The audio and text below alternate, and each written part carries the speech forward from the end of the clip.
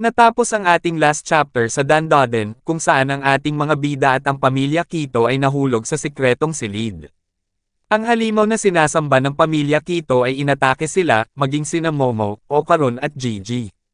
May kakayahan din ang kanilang kalaban na magpadala ng psychic waves, kung saan nagpapakamatay ang mga tao na nasa kanyang lugar, ngunit si Gigi ay hindi apektado dito at marahil ito ay kagagawa ng multo na nakita niya sa kanyang harapan.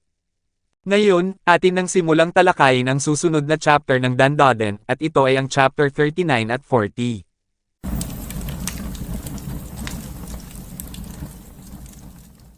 Nagsimula ang chapter, kung saan napagtanto ni Gigi na ang multo sa kanyang harapan, ay ang nagpapakita sa kanya sa kanilang bahay. Bigla namang nagsalita si Momo, na Gigi, pakawalan mo ako. Hindi ko alam kung ano ang nangyari, pero nasa tamang pag-iisip na ako. Hindi naman inasahan ni Gigi na bumalik na ang dalawa sa kanilang pag-iisip, habang humingi naman ng tawad si Ocaron sa kanya. Nakita ng dalawa ang multo sa kanilang harapan at napatanong si Momo kung ano ito, habang sinambit ni Ocaron na yan ba ang dahilan kung bakit bumalik tayo sa tamang pag-iisip. Napangiti ang multo na ikinagulat ng ating mga bida, habang sinaad ni Turbo Cat na huwag niyo siyang tignan sa kanyang mga mata. Iyan ang masamang mata. Ang masamang tingin nito ay nagpapabaliw sa mga tao, dinadala sila nito sa pagpapatiwakal. Sinambit ni Momo na kaya pareho lang pala ito sa psychic wave ng uod na iyon. Sinaad ni Turbo Cat na ang sumpa ng masamang mata at ang psychic suicide waves ng uod ay nagpapawalang bisa sa isa't isa. Sinabi ni Momo na hindi ko talaga maintindihan ang kahit ano rito, pero huminto na ang paggalaw ng uod. Sugurin mo na siya, Ocaron. Unti-unti namang nagbabago ang anyo ni Ocaron at sinambit na wala nang atrasan. Mabilis na kumilos si Ocaron upang atakihin na ang higanteng uod at sa isang iglap ay naputol niya ang ulo nito. Sinabi ni Momo na pinugutan niya ito ng ulo. Pero saan siya tumilapon? Ang naputol na ulo ng uod ay biglang tumubo na parang walang nangyari, habang sinambit ni Momo na nako, nanambalik kaagad ang kanyang bibig.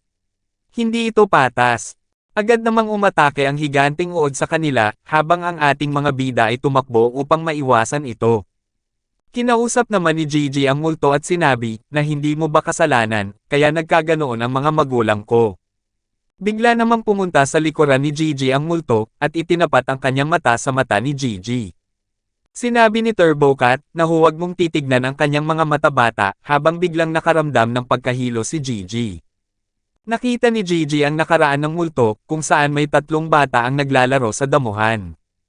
Ang multo na nakikita ni Gigi ay isang bata, kung saan ito ay nakakulong, puno ng sugat ang kanyang katawan, at pinapanood niya ang mga bata na nasa labas.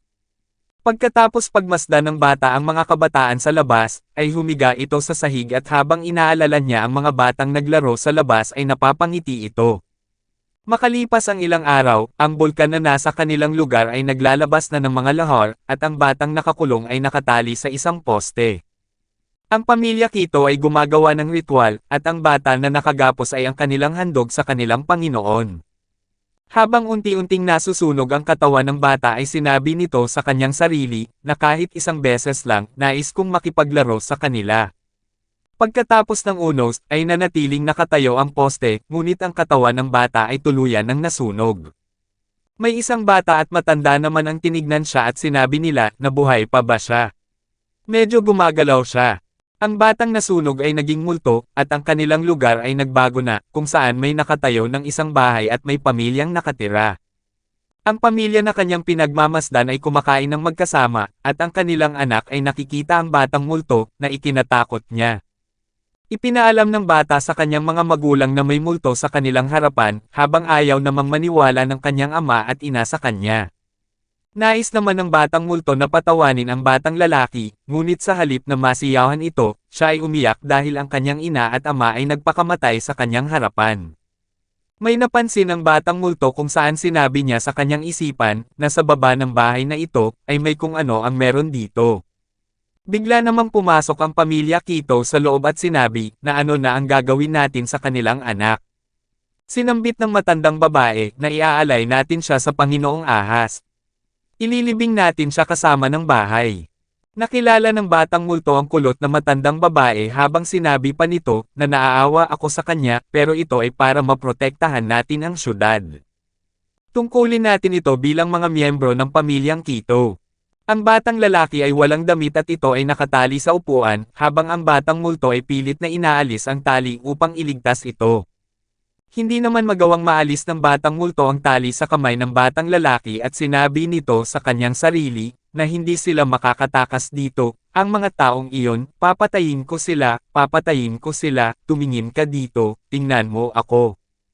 Ang batang multo at ang batang lalaki ay naging isa, at pagkatapos ay ibinalik na ang scene sa kasalukuyan, kung saan unti-unti nang nawawala si Gigi sa kanyang sarili. Sinabi ni TurboCat, na umalis ka dyan bata, habang ginamit ni Momo ang kanyang kapangyarihan upang alisin ang multo sa likuran ni Gigi at sinabi nito, na hindi ito ang tamang oras para maglaro sa bagay na iyon. Anong nangyayari sa kanya? Hindi siya bumibitaw. Ang higanting uod ay patuloy na hinahabol si Ocaron habang sinasabi ni Gigi, na tumigil ka Momo. Hindi siya katulad ng ating mga kalaban, hindi siya masama. Sinaad ni Momo, na totoo ba yan, habang sinambit ni Gigi, na matagal na siyang nakipaglaban ng mag-isa. Labis na siyang naghihirap. Tumakbo si Gigi kasama ang multo habang sinambit ni Momo, na teka lang Gigi, saan ka pupunta? Kinausap ni Gigi ang multo, na sa baba nito, ay nandoon ka, di ba? Patuloy na bumababa si Gigi, habang pilit na sinasabihan ni Momo si Gigi, na tumigil ka. Anong ginagawa mo?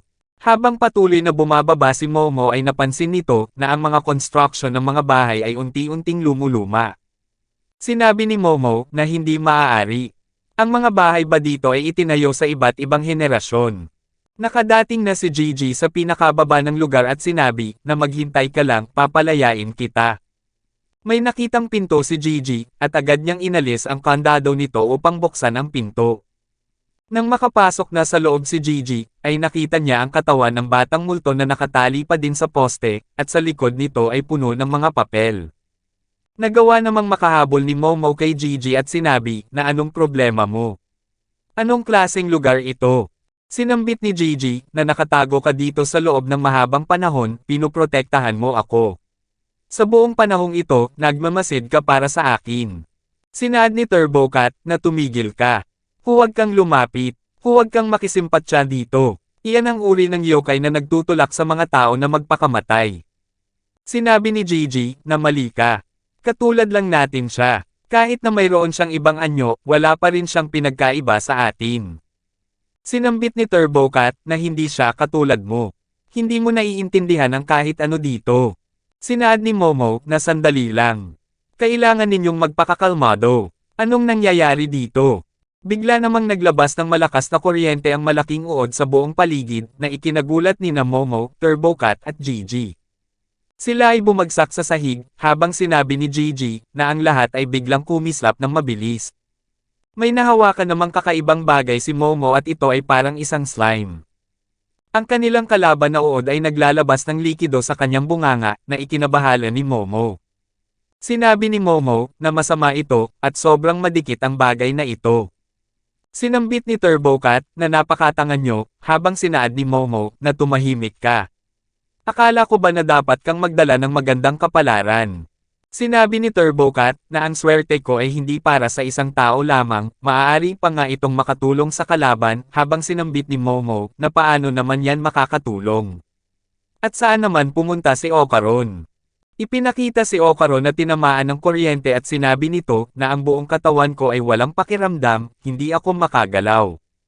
Ginamit ni Momo ang kanyang psychic power upang pigilin sa pagkawasak ang silid na kanilang kinalalagyan habang sinasabi nito na kailangan nating umalis dito Gigi.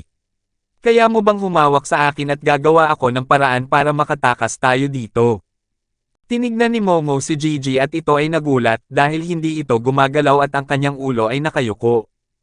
Ipinakita na ang kamalayan ni Gigi ay nasa isip ng batang multo at ito ay nakatingin sa kanya.